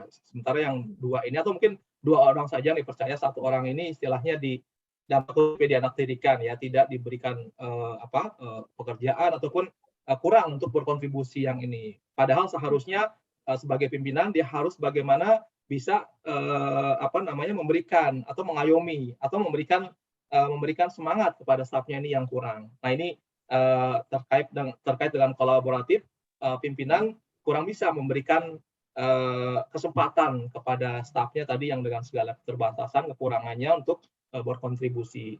Kemudian juga terkait dengan bawahannya ya, terkait dengan bawahannya bagaimana adaptif ya, budaya organisasi adaptif ini bawahan yang kurang bisa menyesuaikan ya, terutama mungkin mohon maaf Ibu ya, pegawai yang baru misalnya CPNS gitu ya, yang dia kurang bisa menyesuaikan lingkungan pekerjaan yang baru, sehingga dia apa namanya, karena kurang bisa menyesuaikan itu, sehingga pimpinannya menjadi tidak suka ya, sehingga dia akhirnya mungkin ya dimarahi, kurang diberikan perhatian lah oleh atasan, kayak gini. kurang bisa menyesuaikannya itu ya. Kemudian satu lagi terkait dengan loyal, budaya organisasi kami loyal Bu, bagaimana bawahan yang belum ya sepenuhnya loyal kepada atasan, padahal kita apalagi dalam pemerintahan ya, dalam birokrasi, loyalitas ini sangat penting ya, pada NKRI tentunya, dan juga loyalitas kita kepada atasan kita ya. Nah ini ada bawahan yang kurang loyal kepada atasannya, yang mengakibatkan dia cuek aja, sehingga apa yang diberikan pekerjaan oleh atasannya harusnya cepat selesai diminta, tapi ternyata dia nggak bisa. Ketika ditanyakan oleh atasannya, ternyata dia belum siap ataupun tidak siap. Akhirnya atasannya kan atau pimpinannya ini kesal, ya marah, dan akhirnya ya tadi dia tidak diberikan pekerjaan lagi, atau makan dia mungkin misalnya dikucilkan dan sebagainya Bu. Nah ini budaya organisasi kami yang dikaitkan tadi dengan komunikasi. Terima kasih Bu. Iya. Ya Pak Edi, bagus sekali. Cuma tadi memang persoalan-persoalan yang dihadapi di kantornya itu harus ketemu solusinya ya Pak Edi ya. Sebab kalau jalinan antara pimpinan tadi dengan bawahan, pertama tadi yang saya serap ya, pegawai yang baru misalnya ya, itu tidak nyambung dengan pekerjaan mungkin yang ditinggalinya senior ya. Dia gantiin yang masih sipil, masih baru gitu ya. Sehingga tadi pekerjaan yang lama tidak nyambung dengan yang pegawai negeri yang baru misalnya ya. Satu, ini juga diskomunikasi sebetulnya Pak Edi. Kalau dari awal si pegawai baru ini sudah di training untuk bisa memahami pekerjaan dengan tadi komunikasi yang baik. Kalau manajer tidak bisa turun langsung, dia harus punya submanager atau ada sekretaris atau punya bawahan yang menyampaikan pekerjaan ini begini loh, kuotanya begini loh, ininya begini. Kalau yang baru ini tidak mampu, berarti yang baru ini juga harus diberi pemahaman secara lebih mendalam. Dia apakah harus lebih banyak di training lagi untuk bisa memahami pekerjaan ini. Dan disampaikan kepada yang baru juga tadi ya, visi misi yang ada di kantor ini, kemudian juga bagaimana cara menjadi pegawai yang baik, itu juga harus disampaikan. Yang ketiga tadi, satu penyimpanan saya yang terakhir, bahwa kadangkala ada bawahan yang cuek gitu ya, tidak mau adanya, tidak kurang menghargai kepada atasannya. Ya, ini pasti terjadi, semua kantor di mana saja pasti ada problemnya seperti itu. Tapi semua ini jangan berlarut-larut dibiarkan sebagai seorang manajer. Maka nanti kantor ini tidak akan sehat, begitu. Kalau kantor yang sehat, maka komunikasi terus digalang. Maka untuk itu, sebagai seorang manajer, mohon maaf, mungkin Bapak-Bapak suatu saat selesai S2 akan menjadi seorang manajer di kantor, atau lebih tinggi lagi daripada ini, atau jadi direktur yang lain, pahami dulu, pertama, kalau Anda pengen sukses, jalinlah komunikasi yang efektif. Kalau komunikasi yang efektif, saya yakin semua persoalan di kantor bisa berjalan dengan lancar. Yang kedua tadi, kalau itu ayomi bawahan. Jadi bukan kita yang minta dihargai sebagai pimpinan, tapi kita mengayomi. Kalau kita sudah mengayomi bawahan, otomatis bawahan kita juga nggak mungkin dia nggak menghargai kita. Karena apa? Dia merasa pimpinannya begitu baik, begitu menghargai, begitu perhatian. Kok saya seorang bawahan masa nggak mampu begitu baik pimpinan saya? Kalau berarti saya harus menyontoh pimpinan saya seperti itu. Suatu saat saya jadi pimpinan, saya akan seperti pimpinan saya itu. Walaupun memang pada hakikatnya manusia tidak sempurna. Pasti ada yang kurang sifatnya manusia, tapi bagaimana bisa menjadikan diri kita itu menjadi contoh teladan. Karena kan Muhammad aja diturunkan ke muka bumi dalam rangka apa? Memperbaiki akhlak. Muhammad turunnya itu bukan apa, tapi memperbaiki akhlak. Tapi bagaimana kita di kantor ini bisa memperbaiki akhlak-akhlak para bawahan kita untuk menjadi manusia yang baik. Itu tugas kita. Itu selain daripada tugas kewajiban yang mungkin ibadah, banyak nilainya. Sebagai seorang pimpinan, tapi juga nilai ibadah mengajak kepada bawahan kita. Mungkin bisa saja terjadi dia berlaku seperti itu karena sifatnya memang yang dia melakukan hal yang tidak baik, apa mungkin dia peminum di luarnya, apa dia perokok berat sehingga emosionalnya tinggi, jadi makanya bisa itu terjadi.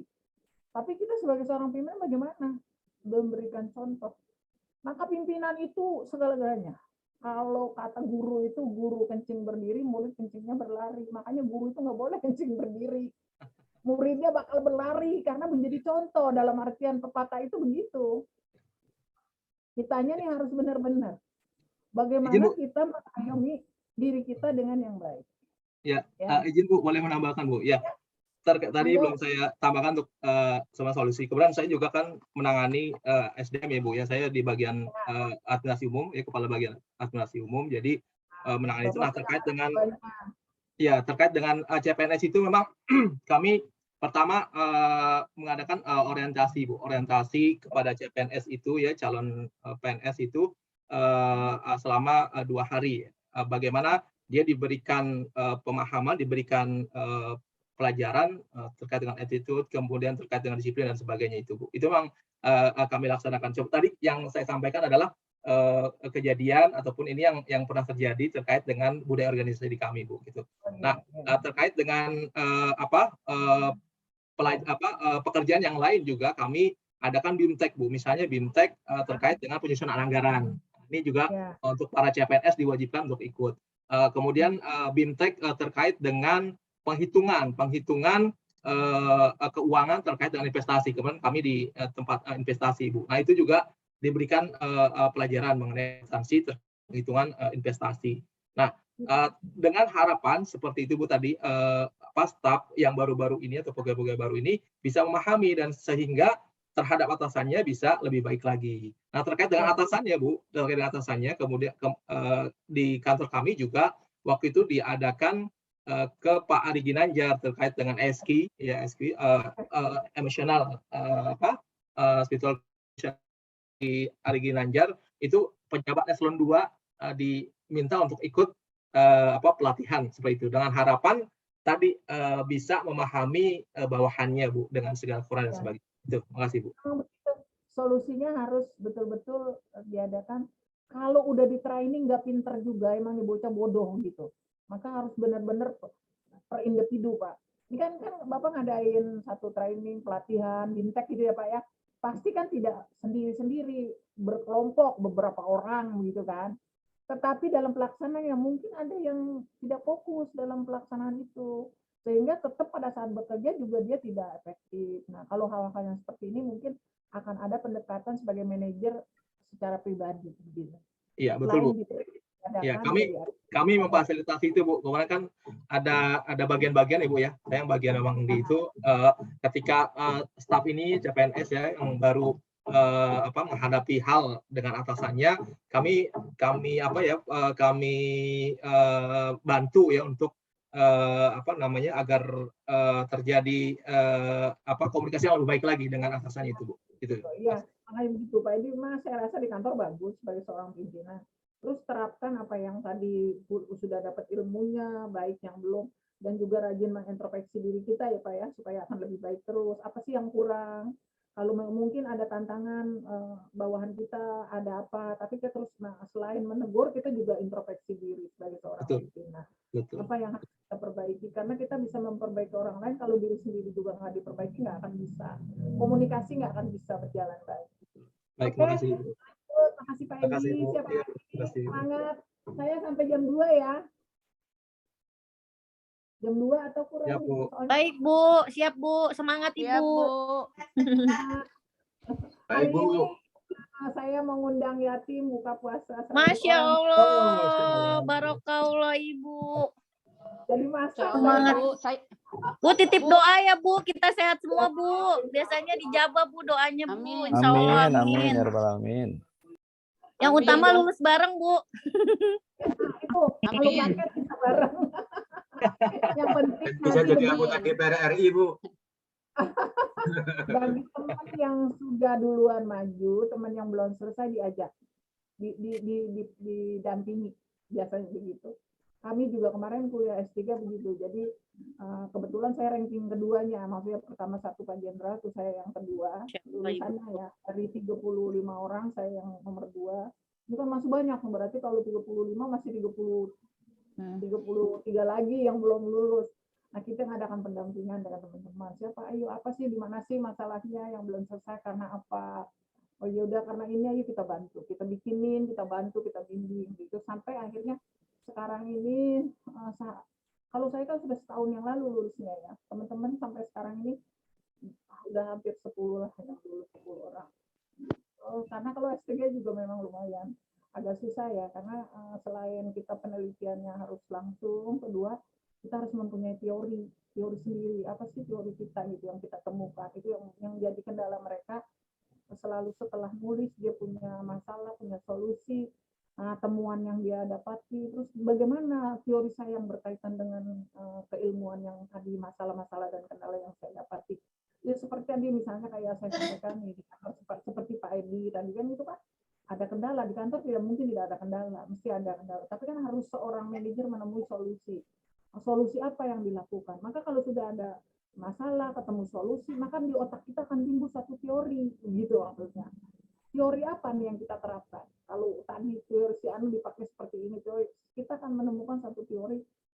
Jadi dalam disertasi itu ada yang harus menemukan teori, ada juga teori yang sudah dibuat orang, kita memperbaharui. Oh ya, saya setuju dengan teori ini, bisa seperti itu. Lanjut, silakan. Enggak? Monggo lanjut. Ayo, Diskusi Pak Budi. mantap ini.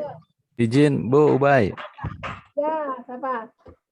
Pak Jahit apa Pak Puji Ya. nih? Pak Jahit, Bu. Pak Jahit.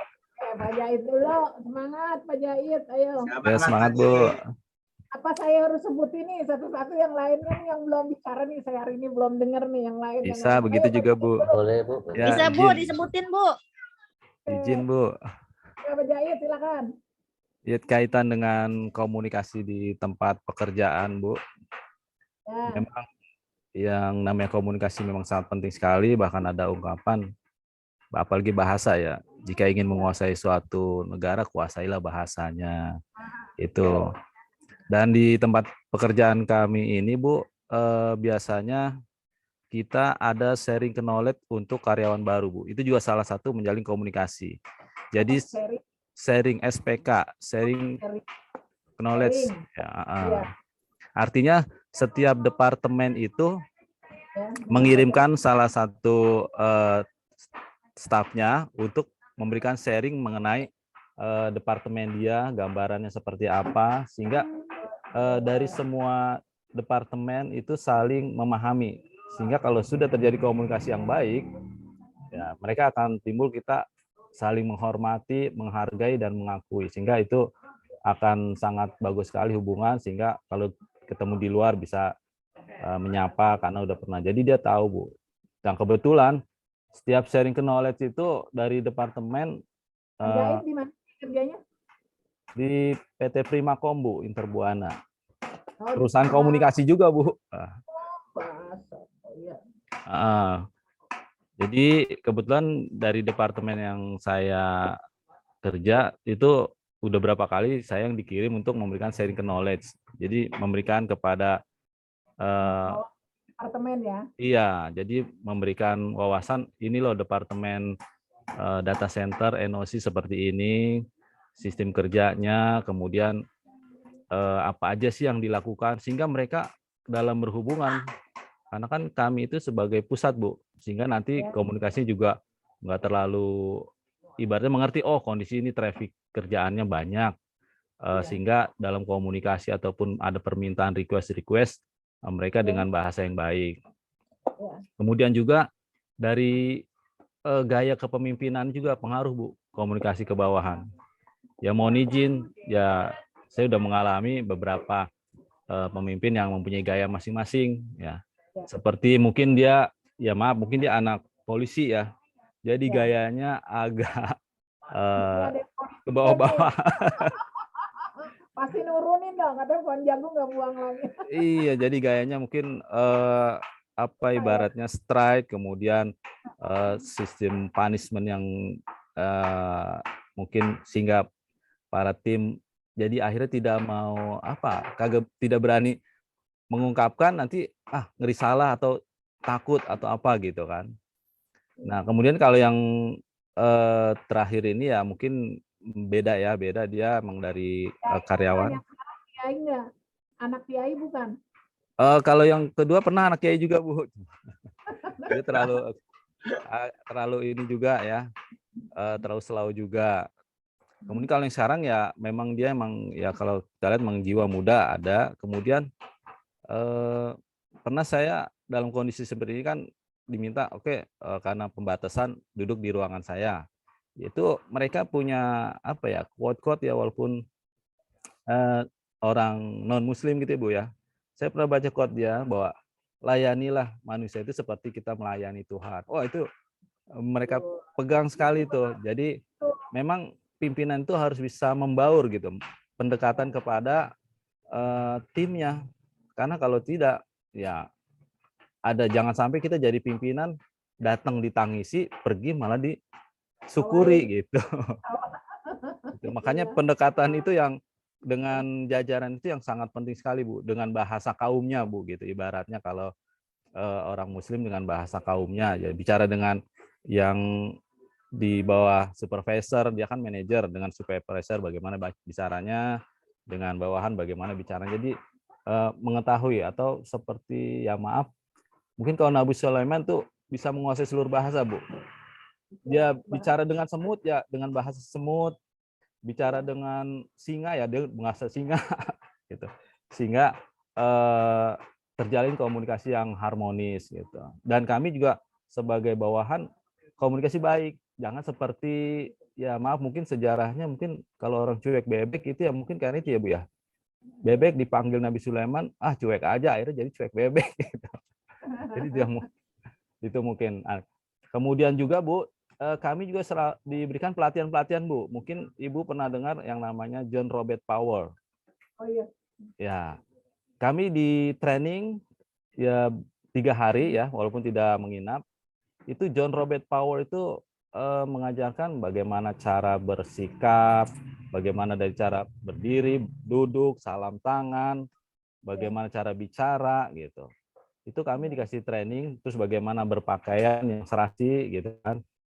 Itu untuk solusinya. Jadi setiap karyawan itu nanti akan mendapatkan pelatihan seperti itu, Bu.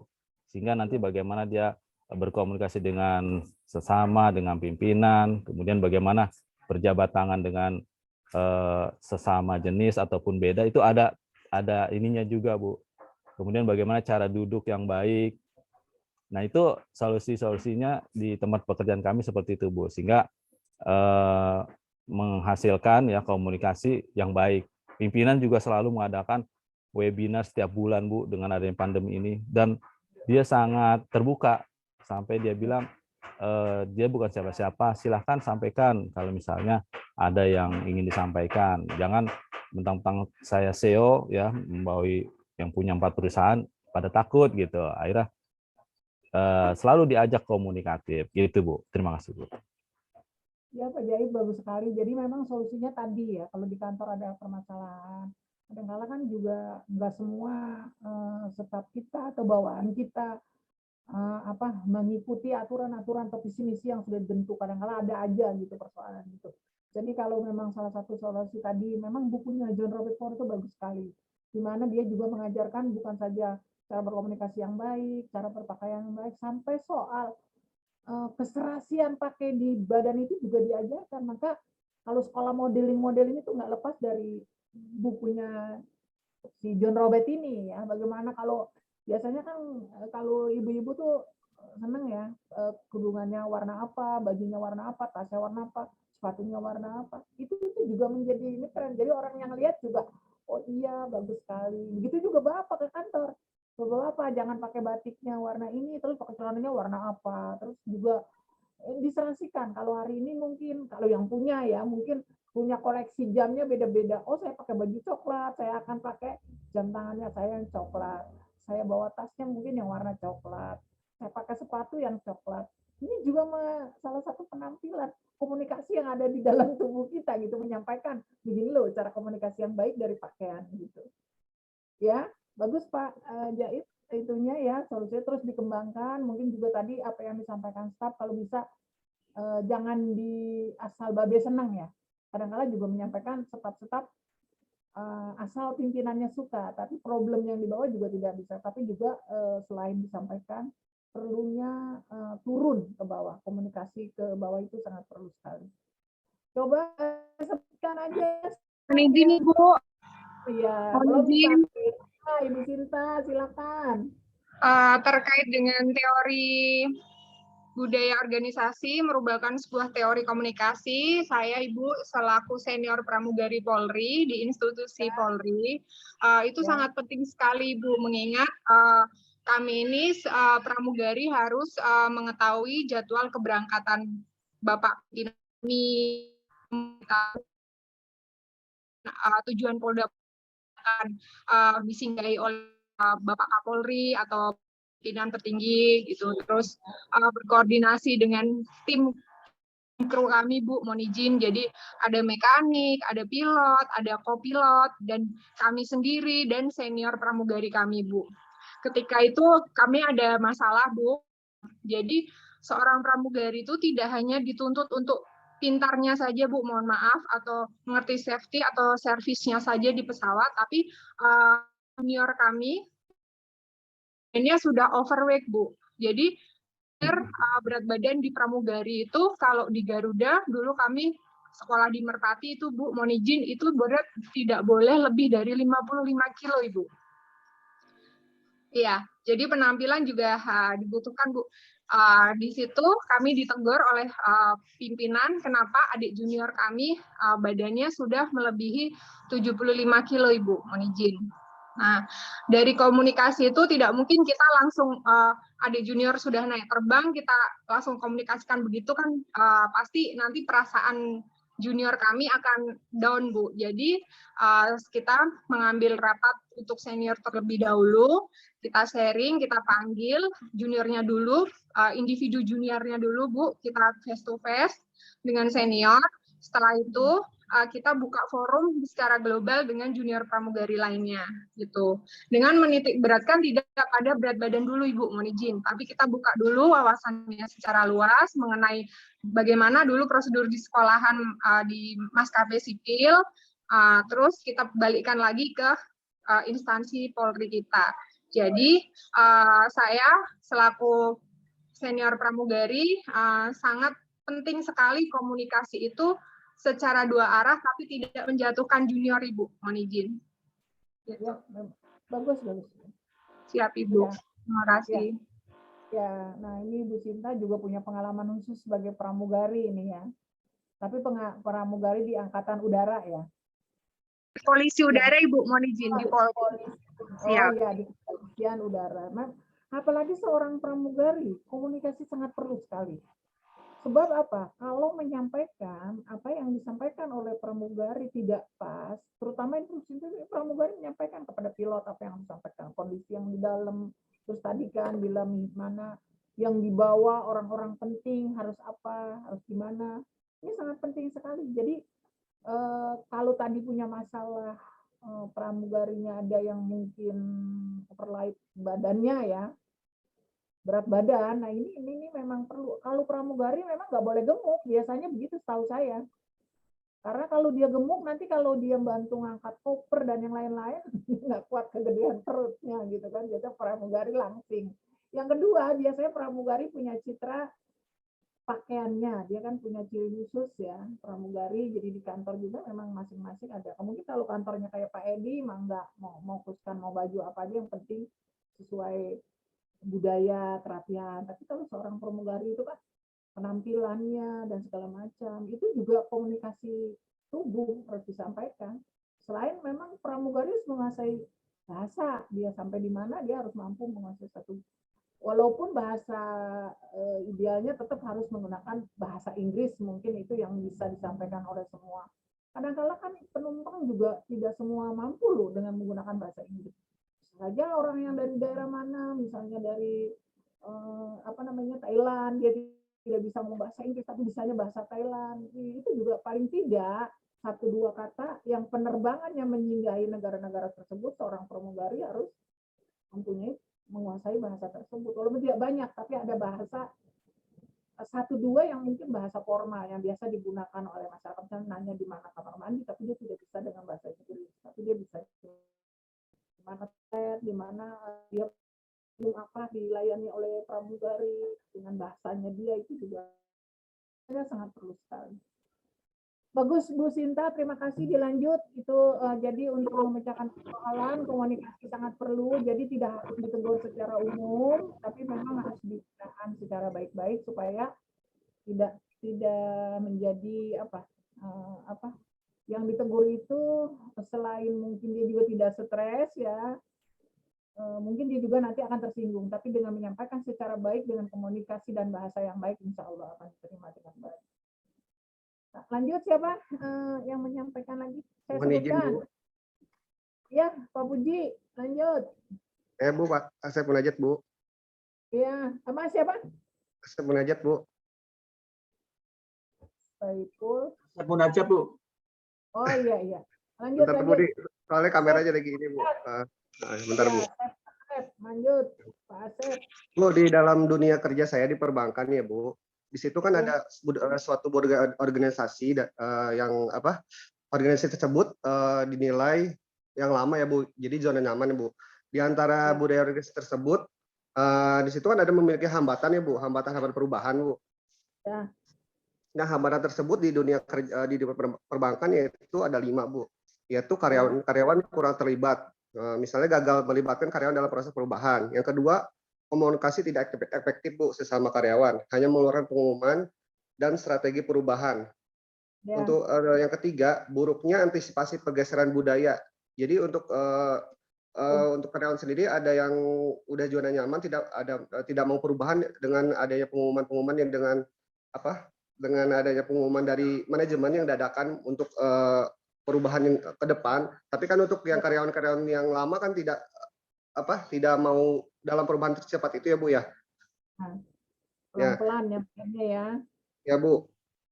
Nah, ini maksudnya buruknya antisipasi pergerakan budaya di perbankan, Bu. Perusahaan hanya mengabaikan perasaan karyawan terkait budaya ataupun adat yang mereka anut. Nah, yang keempat, Bu, kondisi kini yang kurang jelas. Perlu adanya asesmen, Bu, sehingga dipahami kondisi yang dihadapi untuk merencanakan perubahan. Yang kelima, kompleksitas organisasi. Untuk perhambatan-hambatan tersebut, seorang pemimpin yang saya kan membawahi marketing ya, Bu. Jadi untuk faktor tersebut saya harus mengenali serta menerima kebutuhan dan perubahan semua karyawan. Contohnya peluang sukses untuk suatu perubahan karyawan masih tetap rendah sampai kebutuhan akan perubahan itu terkendali dan disetujui. Nah, yang kedua itu komunikasi, Bu. Komunikasi penting ya, Bu ya, dalam hambatan perubahan. Jadi jangan menyembunyikan kesulitan yang mungkin timbul. Terus jagalah perubahan sesuai konteksnya kepada karyawan-karyawan yang di bawahnya. Dan yang tiga, dukung perubahan yang diperlukan. Dukung perubahan yang diperlukan itu, Bu, maksudnya sebagai bawahan kita itu kita harus mendukung seluruh perubahan serta berharap perubahan terjadi dengan sendirinya. Jadi maksudnya kita kan harus membimbing, tapi karyawan tersebut harus dengan sendirinya ada perubahan, Bu, tanpa harus dipaksa gitu, Bu. Ya, betul. Jadi kita mempertegas reaksi terhadap perubahan, baik positif maupun negatif. Intinya dalam perubahan arti dalam perusahaan itu nanti mungkin ada hal-hal yang berita negatif atau positif, kita harus menghadapinya. Yang kelima, berperan sebagai teladan, sebagai pemimpin, Bu. Dan cari dan kenali zone of stability. Gitu. Dan terakhir, Bu, siap jadi agen perubahan itu. Jadi bertanggung jawab terhadap perubahan, Bu. Bukan sebagai pemimpin aja, tetapi karyawan pun sebagai bawahan pun harus memiliki change agent untuk perubahan diri sendiri, Bu. Itu, Bu. Iya. Itu bagus sekali programnya di bank ya, di perbankan ya, khususnya di perbankan secara luas. Memang itu sangat perlu sekali. Jadi ini terutama tadi 5 item itu sudah memecahi suatu solusi bagaimana komunikasi yang baik itu terus diterapkan dalam satu organisasi atau budaya organisasi, khususnya di perbankan ini ya. Jadi memang tadi salah satu mungkin yang saya tangkap ini bahwa tadi komunikasi yang efektif sangat perlu sekali diterapkan ini. Kemudian tentang memang sekarang sudah di era globalisasi, apalagi perbankan ya, harus benar-benar menguasai IT dan teknologi yang terus berkembang. Dan ini perkembangan ini tidak saja seorang pimpinan yang harus terus menyampaikan menambah keilmuannya, di bawahnya juga harus terus dibagi ilmunya, terus dikembangkan. Tadi saya setuju sekali, memang perlu sekali hal-hal yang seperti ini juga. Memang setiap kantor kan tadi saya bilang mempunyai visi misi yang berbeda, dari implementasinya tentu juga berbeda, dan saat pimpinannya juga tentu berbeda-beda, maka selalu ada rolling di dalam soal pimpinan. Jadi kadang-kala kita dapat yang bagaimana, tadi tidak seperti Pak Jai tadi kan kadang-kala ada yang turunan polisi jadi pimpinan, bagaimana sikapnya. Dia yang atur keluarganya dari kiai, tentu dari mana adanya. Masing-masing kadang-kala karakter keluarga itu bisa membawa seseorang itu untuk dia pada saat memimpin itu akan terbawa karakter dalam keluarga. Karena komunikasi yang terjalin tadi dalam hubungan itu sangat erat sekali dengan pembentukan karakter. Oke, Pak siapa Pak Irfan? Ya, lanjut siapa lagi? Enggak. Nih, saya Bu izin putus. Saya putus. Bu. Halo. Yani. Bu Yani. Siapa? Mangga. Suaranya putus-putus. Suaranya terputus-putus Bu Yani. Sinyalnya kayaknya. Bu Yani-nya lagi di kendaraan sepertinya. Bukan. Ya. Aduh. Asu saya. Udah mudik duluan ya Bu. Udah mudik. Ikutin anjuran Kapolri. Aduh, iya Bu, saya udah mudik duluan. Jadi susah nih. Udah jalan pulang, udah mudik. Mudiknya kemana Bu Yani? Jauh mudiknya dia Bu. Iya Ibu. Padang Bukit Tinggi. Matra. Ya Bukit Tinggi Bu. Orang. Ya, Bu. Ke kota. Ya, silakan. Kota Rendang. Aduh. Videonya dimatiin aja dulu Bu Yani. Mungkin saya dengernya rendang sih. Sinyal saya susah ya. Oh. Iya, saya kira rendang pula. Oh, bukan rendang aja ini. Saya dengarnya rendang tadi. Rendang benar. Berarti saya nggak salah denger. Oke, stop videonya aja Mbak Yani. Ibu. Ya kedengeran Bu Yani. Dengarannya nasi Padang. Siang-siang. Puasa Bapak Ibu puasa. Iya. Karena ke Padang dia bawanya ini rendang itu tadi ngomong. Dengeran rendang nggak sama Pak Jai, saya dengernya rendang juga. Pak Lutfi nggak dikasih jadinya itu ya. Mohon izin saya aja Bu, jika berkenan Bu. Bu Yani, ini kan nggak kedengeran. Ya, nanti mungkin dicari sinyal dulu yang bagus ya. Solusi. Ya, ke Pak Sobri ya. Iya. Baik Bu. Enggak, silakan. Mohon izin Bu Yani. Makasih Bu. Lanjut Bu. Silakan Bang Sobri, silakan. Baik, terima kasih Bu dosen. Mohon izin, komunikasi begitu sangat penting dalam kita budaya organisasi ataupun dalam kehidupan sehari-hari. Mohon izin saya mengutip pendapat para ahli Bu untuk mengawali apa itu komunikasi. Menurut para ahli yaitu Janice dan Kelly menyebutkan komunikasi adalah suatu proses melalui mana seorang menyampaikan stimulus dengan tujuan untuk mengubah atau membentuk perilaku orang lain. Makanya komunikasi itu sangat berpengaruh dalam kehidupan sehari-hari, terutama dalam berorganisasi di tempat kerja saya Bu, yaitu Direktorat Jenderal Keuangan di Dir BMN Bu, mohon izin. Jadi kalau di kita itu ada budaya namanya membiasakan 3M, Bu. Salam sapanya itu, Bu. Jadi, sorry, maaf, 3S, maaf, Bu. Karena puasa, maaf. Kurang fokus, Bu. Maaf, 3S, yaitu selamat pagi, selamat siang, dan selamat sore. Makanya kalau kita tiap bertemu sebelum masuk kantor, kita menyampaikan salam. Dan biasanya kalau sebelum pandemi, Bu, kita itu bersalam berjabat tangan, Bu. Tapi karena pandemi akhirnya diganti dengan anjuran presiden yaitu salam namaste, Bu. Mohon izin. Salam apa? Salam apa? Namaste, Bu. Izin, Bu. Yang agak mudah, Bu. Izin, Bu. Namaste, Bu. Izin. Yaitu selanjutnya yaitu komunikasi. Kita membiasakan tiap hari itu mengobrol, memberikan satu informasi apapun itu kepada rekan kerja, baik pimpinan ataupun teman-teman kita saat istirahat, Bu. Misalnya ada informasi apa dari Ibu Sri Mulyani atau dari kepala kantor. Misalnya, wah kita cuti bersama itu hari Jumat. Jadi ya Kamis sore itu kita udah bisa siap-siap lah, udah bisa itu. Seperti itu, Bu. Jadi di tempat kami itu salah satunya lagi itu membiasakan diri untuk lebih religius. Salah satunya berkomunikasi dengan Sang Maha Pencipta. Yang mana kita biasanya itu di Kamis pagi itu kita rutin mengadakan untuk pengajian atau yasinan, Bu. Izin. Yang mana kalau yang agama Nasrani menyesuaikan apabila dia memerlukan untuk kegiatan tersebut. Namun kalau kita yang beragama Muslim itu Kamis pagi rutin untuk mengadakan acara kajian. Selanjutnya yaitu budaya organisasi, kita membiasakan untuk menjadi perilaku yang melayani, Bu. Karena memang kita Direktur BMN itu banyak sekali satker-satker pengampu yang berada di bawah kita.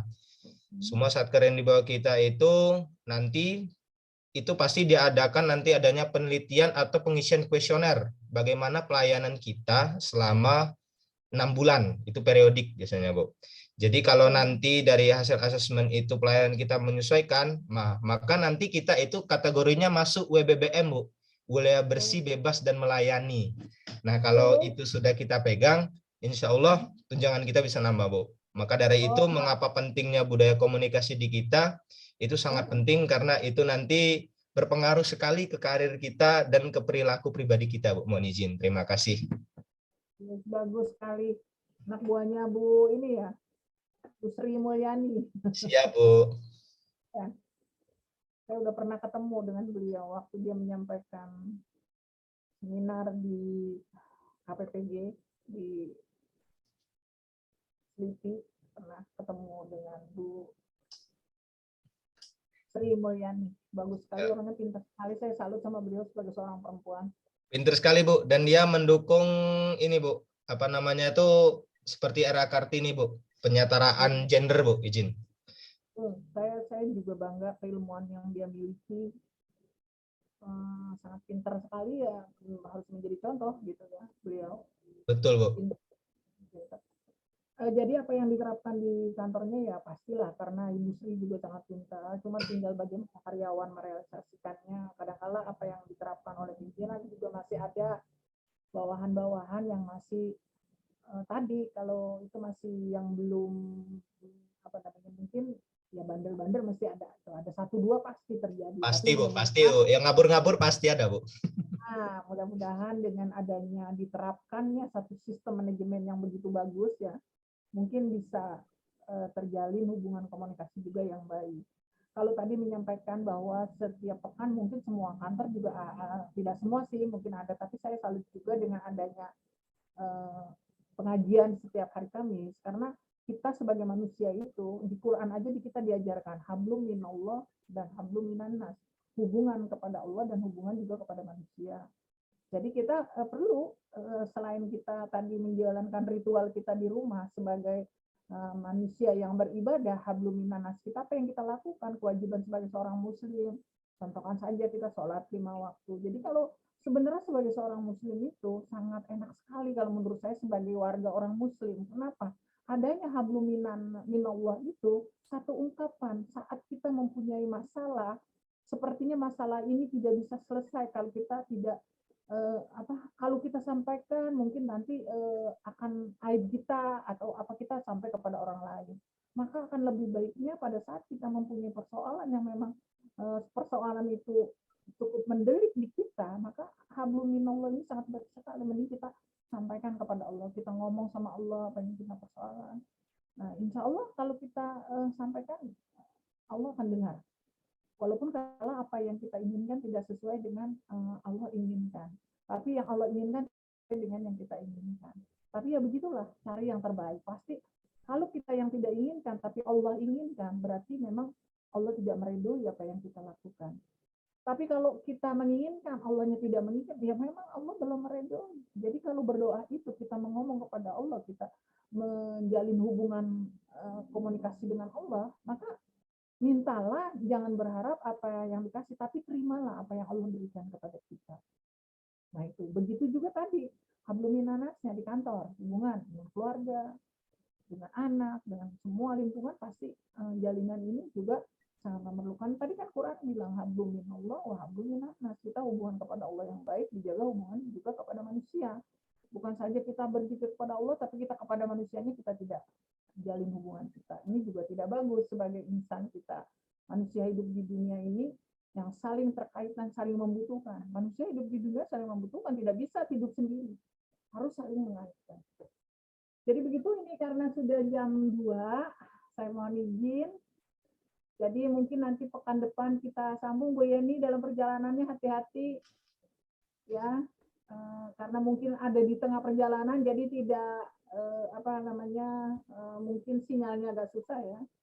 Terus yang lain nanti pekan depan saya mohon libur dulu ya Pak Arif ya.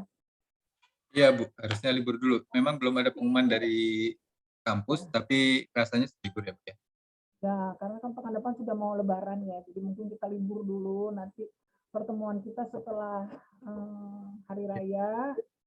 Ya kalau yang mau pulang kampung silakan pulang kampung, pulangnya bawa oleh-oleh, siapa tahu lewat patrol gitu ya. Sekarang patrol udah mulai ditinggalkan Bu. Iya. Lewat itu Bu, Cipali Bu. Cipali Bu. Keluarnya susah ya. Dulu itu jalur wajib itu Bu. Iya. Ya. Pantura satu-satunya ya. Aduh kalau kami tiba itu motor luar biasa itu udah betul. jalan. Ya. Bu, kita foto bareng dulu ya Bu ya. Kita ambil screenshot dulu.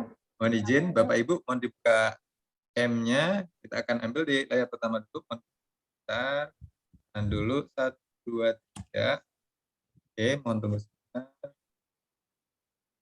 Satu layar lagi. Oke, halaman 2-nya 1, 2, 3. Baik, Ibu, Bapak, terima kasih banyak sudah terekam. Terima kasih, Bu. Sama-sama dengan baca hamdalah. Alhamdulillah. Alhamdulillah. Alhamdulillahirabbil alamin. Terima kasih. Terima kasih Bu. Terima kasih teman-teman. Terima kasih Pak izin, mohon maaf lahir batin. Pak Edi, makasih Pak Edi, Pak Zahid, Pak Oh iya, Sobri, terima kasih. luar biasa Pak Sobri. Sama Pak Batin. Lahir batin semuanya Bapak Ibu. Bu Yani hati-hati Bu Yani pulang kampungnya. Bu Yani, bawalah itu Bu Yani. Bawa rendang nanti ya. Nah, rendangnya ditunggu ya. Ini giliran nggak jawab pertanyaan kok jadi lancar Bu Yani. Ya Berarti kita kasih Padahal rembun, aku pengen ngejelasin loh. Tadi. Aduh. Jelasin buat rendang. Ngejelasin rendangnya. Rendang bener Mbak Yani. Iya, makanya Pak. Aduh. Nggak ada kesempatan deh gara-gara sinyal. Selamat mempersiapkan buka puasa, selamat mempersiapkan mudik bagi yang mudik, hati-hati di jalan. Semoga nanti kita Makasih Pak Arif. Terima kasih Pak semuanya. Iya Bapak Ibu. Jadi pekan depan itu ya Pak Arif ya. Pekan depan kita sampai hari ini belum ada pengumuman Pak, tapi mungkin libur ya Pak ya. Nanti kita kalau ada pengumuman dari kampus kita umumkan. Pak Edi fokus ke tugas aja ya. Mohon izin info sementara aja, saya ada lihat dari teman saya S1. Teman saya kan ada yang S1, katanya sih 2 minggu sih libur. Teman saya S1 baru masuk lagi itu adalah tanggal itu 9 Mei katanya. Tapi langsung S. Yang S1 ya, yang S1 teman saya. Tapi kan nggak menutup kemungkinan kita menyesuaikan biasanya kalau tanggal masuknya. Ya, kita nggak jauh. Ya, pokoknya nanti kalau ada informasi dari kampus akan segera kita share. Oh iya, ada satu lagi tadi pesan dari Pak Haris. Jadi nanti setelah UTS teman-teman bisa mempersiapkan untuk sempro. proposalnya. Itu tadi pesan dari dia untuk segera mempersiapkan gitu. Jadi bimbingannya gimana Pak Arif? Bimbingannya. Persiapan apa Arif? Jadi nanti setelah UTS untuk segera menyiapkan untuk proposalnya. Oh, proposal. Baik. Proposal doang kan dosen pembimbingnya gimana Pak Arif? Terima kasih Bapak. Di Kita portal kan student sebenarnya ya Pak? Pak Arif, kita kan sudah sampai bab 3 ya kalau tugas dari Pak Yuni ya. Itu Ya, bisa boleh aja dilanjutkan, dilanjutkan, Pak. Bisa Iya, kalau yang dilanjutkan. itu bisa diajukan Tinggal ya. dilanjut ya. Ya. Terus apply di portal ya Pak, seperti biasa kali ya. Apply di Ya. portal ya. Nanti kalau untuk pendaftaran, kalau yang proses tes itu di Mbak Nurul ya. Oh, ke Mbak Nurul ya. Oke. Syaratnya harus bayar SPP semester 3 lunas. Ya. Semester 3 itu bulan apa tuh Bang Febri? Sampai bulan apa Bang Febri? Pokoknya 6 bulan aja Pak. Berarti itu Agustus. lunas SPP ya. Di Agustus berarti Pak. Jadi tadi dari Pak Haris, beliau minta daftar mahasiswa dan jurusannya. Nah, kemudian nanti beliau akan membagi pembimbing. Oh. Jadi progresnya nanti akan segera untuk menuju ke proposal dan tes. Pak. Mungkin itu aja yang bisa saya sampaikan. Terima kasih Pak Arif. Terima kasih Pak Arif. Sampai jumpa Terima lagi. kasih, Pak Arif. Mari Bapak Ibu. Ya, teman-teman Papi, semua. hati-hati di jalan itu. Sehat Papi. selalu. Mas Rijal, Pak Berlando, hati-hati di jalan. Terima kasih Ketua. Hati-hati di jalan. Bapak. Hati-hati di jalan. Ibu Yeni hati-hati di